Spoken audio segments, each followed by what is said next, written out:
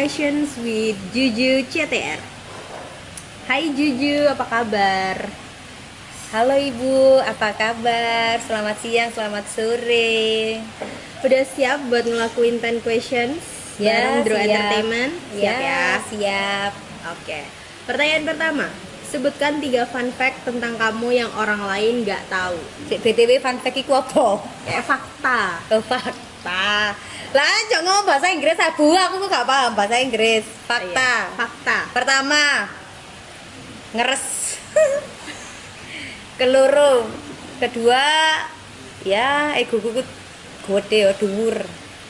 Ketiga, aku adalah wanita yang tidak bisa dikalahkan dengan wanita lain. Oke, next question. Masih inget gak dulu pas kecil punya cita-cita apa? Punya Bu, dokter. Why?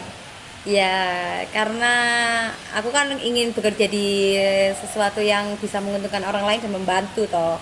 Tapi gitu dokter kan yang mengobati orang yang sakit itu kan termasuk juga apa ya, jiwa sosialku sing tumbuh ngono lho, enggak sih? Karena aku gak iso gak tegoan adalah wong loro. Ya siku, tapi gak tercapai. Akhirnya sekarang jadi apa? Konten kreator dan seorang karyawan yang berseragam. Oke. Karyawan yang berseragam. Lanjut, apa sih tujuan kamu dalam hidup? Ya tentram, nggak ada yang lain sih. Kalau tujuannya uang bisa dicari sih dan iso entek lah kita meninggal ya kan. Terus kedua, kalau tujuannya kaya raya ada porsinya ngono nggak sih? Lah aku sih milih kayak ayem tentram ngono nggak sih Bu? Boleh nggak sih milih ngono? Boleh. Lanjut nih. Pernah nggak ngalamin hal-hal yang menyakitkan? Oke, kakon. Iki saya menyakitkan hal apa? Percintaan, keuangan, karir. Semuanya, percintaan dulu deh. Kalau hal masalah yang percintaan menyakitkan? dari awal sampai seumur segini aku nggak pernah beruntung ya Reo. Gak tahu sih, aku sing terlalu berpikiran gak beruntung apanya nih gak beruntung. Setiap kali orang yang ku cintai iku lek gak ndek apes ndek background, apes ndek orang ketiga. Kalau di orang yang setianya mesti perkara duit. Ya soalnya kan aku tipe-tipe kalem bandani sih Bu, aku gak gelem dibandani, aku tipe kalem bandani. Iki di garis bawahi bandani. Jadi aku tipe-tipe ngingoni ngono gak sih. Terus yang ketiga masalah percintaan sing gare aku down banget. Kekerasan sih. Karena aku pernah berpacaran dengan seseorang yang karakternya main tangan. Pernah diapain aja tuh selama pacaran sama orang itu? Baku hantam sama tuh baku hantam. Lek misal aku beda berhubungan lanang mbek wedok, orang lanang mbek wedok, tapi ini lek baku hantam lanang mbek lanang. Oke, nah kalau misal hal yang menyakitkan di dunia perkariran apa? Hal yang menyakitkan di dunia perkariranku adalah ketika aku menghadapi banyak tipe karakter orang ya.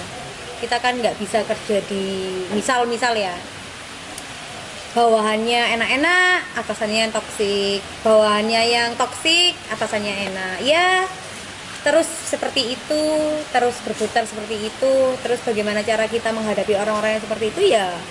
Aku merasa aku harus berkedok. Berkedok itu maksudnya aku harus memakai topeng yang sekiranya nggak orang banyak tahu bahwasannya Julia itu orang yang selengean.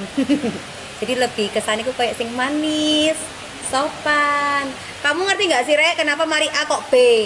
Attitude sih baru beauty. Lah aku iku Rek, mangan nih gak apa-apa wis beauty carry, penting attitude. Keren. Bobot ya Rek, dengarin. Nah, terlepas dari hal yang menyakitkan, apa sih hal yang menyenangkan dalam hidupmu yang nggak akan pernah terlupakan? Kalau dibalik lagi ya Bu ya, kalau masalah yang menyakitkan itu ada satu hal lagi yang nggak aku pikirkan kadang, mungkin kehilangan nenek ya, seorang yang dari kecil merawatku. Di kehidupan yang sekarang aku mikirnya, dulu aku kayak mikirnya lo nenekku nggak akan meninggal, nenekku akan hidup kekal abadi. Ternyata aku bisa drop gara-gara masalah itu, dan itu membuatku dari masa yang lain itu lebih parah ketika aku ditinggalkan orang yang tak sayangi. Itu sih aku berdoa aja semoga dengan kehidupan yang kulanjutkan sekarang tanpa nenekku, ya aku bisa hidup kembali dan ceria. tidak boleh bersedih. Amin. Nah, terus yang menyenangkan apa tuh? Kalau yang menyenangkan banyak sih. Contohnya. Karena aku kok orang iku loh, my trip my adventure.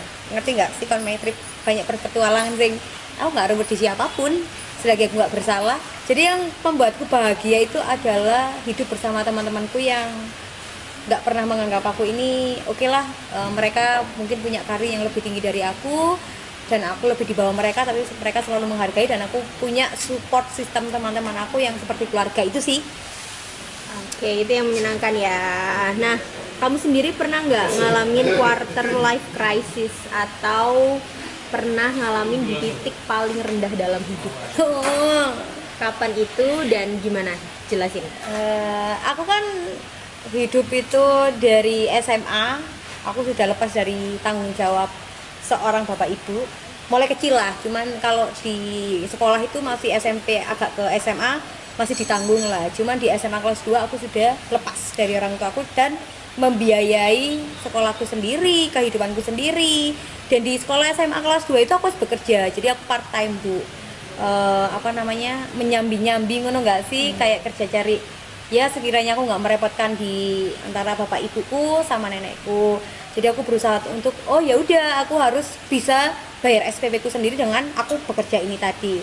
Untuk part time yang membuat aku nggak lupa sampai sekarang itu bapak yang punya kafe di daerah sekolahanku.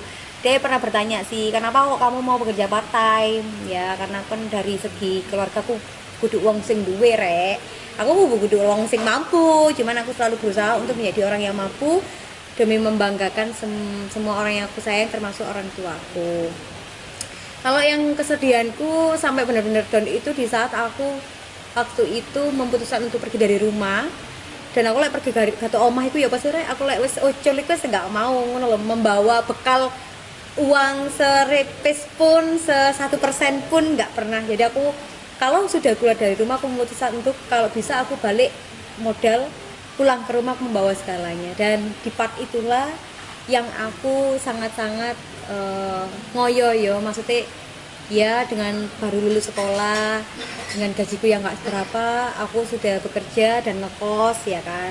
Ya mungkin kelihatannya kos itu receh ngono loh, cuman kayak aku nggak receh rek, ulanannya pancet pasti. Terus aku harus mengimbangi, menstabilkan antara makan, belanja, kebutuhan itu harus tak stabil no. Dan aku pernah di titik kayak gaji 1.200.000 dengan kosku itu harga 1 juta, aku makan itu 1 bulan 200. Makan 1 bulan 200 ya apa ya aku digelam mangan dino tempe sesuai kok kedeling. Tapi aku survive orang nggak sih dengan sing aku seperti itu. Jadi aku ngerti artinya susah ngono lo nggak sih rek. Jadi lebih koyok tertanam di hatiku ki menghargai orang-orang yang masih di bawahku, karena aku pernah merasakan kalau di titik terendah itu nggak enak. Apalagi kita kan kalau sudah memutuskan untuk pergi dari keluarga kan nggak boleh pulang yang kayak ngasih beban ke keluarga, terus kayak minta kekurangan kayak beras aku nggak sampai kayak gitu. Jadi bagaimanapun caranya aku harus berdiri di kakiku, dengan gaji segitu aku harus cukup dengan hidupku sampai kulanjutkan dengan hidupku yang sekarang ini. Oke Bu, terima kasih. Terus gimana cara kamu bangkit? Apa motivasinya? Ya motivasinya itu selalu berusaha ya, karena ada pepatah yang ngomong kalau kita berusaha itu hasilnya pasti nggak akan mengkhianati kita. Itu bener ya.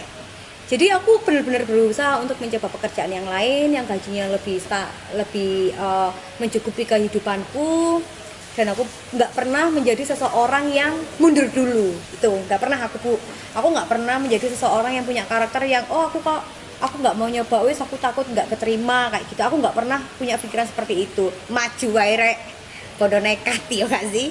Sing penting kita wis berusaha untuk ingin mengembangkan diri kita dan menjadi lebih baik. Itu ya harus tahu segala resiko yang di depan nanti nggak keterimanya, harus pindah-pindah kerjaan kayak gitu. Tapi alhamdulillah sih saya bersyukur Bu, untuk saat ini dari hal kecil yang saya usahakan menjadi hal besar yang saya terima. Alhamdulillah. Nah, apa pesan kamu buat growers di luar sana yang mungkin lagi ngalamin hal yang sama atau bisa dibilang mereka lagi ada di titik terendahnya? Buat kalian yang di luar sana, ketika kalian berada di titik rendah, cuman aku kasih motivasi buat untuk selalu mengingat bahwasannya Tuhan itu nggak akan diam, untuk Dia yang selalu berusaha, dan takaran rezeki orang itu pasti sudah ditakar dari sananya. Jadi yang penting kita sudah berusaha, nggak ada di usaha kita, umpamanya kita punya usaha 5, di 2 yang tidak deal itu nggak akan ada. Coba aja 5 semuanya. Kalau 3-nya kita gagal, coba lagi 3. Jadi bagaimana kita mengimbangi hidup kita, ya kita harus berproses untuk kerendah dulu, ke tengah, habis itu di atas. Nah, ketika kalian sudah di atas, jangan lupa bahwasanya proses susah itu susah, dan jangan lupa bahwa di atas itu juga nggak enak, karena semakin kita di atas semakin anginnya itu kencang. Jadi yang kuat itu aja sih. Weh, gimana sih seorang Juju melihat dirinya di 5 tahun yang akan datang? Aku ditanya untuk 5 tahun ke depan ya Bu ya. 5 tahun yang akan datang, Yang kamu iya, akan ke depan yang akan melihat diri datang, kamu kan. seperti apa? Udah punya anak kah? Married kah? Kalau masalah di kekeluargaan itu kayak masih belum. Itu bukan di angan-anganku ya. Yang di angan-anganku sekarang adalah Juju itu orang yang kaya. Iku. Borek aku koyo duwe sing pede ae, koyo aku tes oke iki ngono enggak sih? Karena gini loh, semua itu mindset. Kalian tahu nggak sih aku berada di titik ini karena mindset. Bahwasanya aku punya mindset, oh iya aku bakal bisa nyenengin nenekku, oh iya aku bakal bisa membuat nenekku itu berhenti kerja dan menghidupi nenekku. Itu mindset. Dari mindset itulah kalian belajar bagaimana kalian mindset itu nanti dicapai, ya berusaha. Makanya aku sekarang punya mindset kaya, ya bagaimanapun apapun pekerjaannya tak lakukan selagi aku masih bisa dan sanggup melakukannya. Itu toh. Oke, kalau suatu hari nanti kamu ngelihat video ini lagi, kamu mau pesen apa ke diri kamu sendiri? Oleh nggak sih Bu nangis? Boleh dong. Kalau Pesan 5 untuk diri sendiri. Kalau 5 tahun ke depan aku ngelihat videoku ini, aku cuma mau berterima kasih sama hidupku yang aku nggak pernah nyerah, nggak pernah membagi susahku ke orang, dan nggak pernah untuk merepotkan kedua orang tuaku. Di kehidupan ke depan, kalau memang aku bisa melihat videoku ini, aku cuma mau bersyukur karena Tuhanku itu nggak akan mengkhianati aku selagi aku mau berusaha, dan nikmatnya selalu ada di depanku. Itu aja sih. Dan terima kasih sudah membuatku meskipun kehilangan seseorang yang tak sayangi kayak nenek, tapi aku berada di banyak teman-temanku yang baik kayak keluarga. Terus mereka selalu mensupport aku, Ju, ayo kamu bisa, Ju, meskipun kamu berbeda sama kita, kamu pasti bisa sama. Itu sih, terima kasih. Thank you Juju.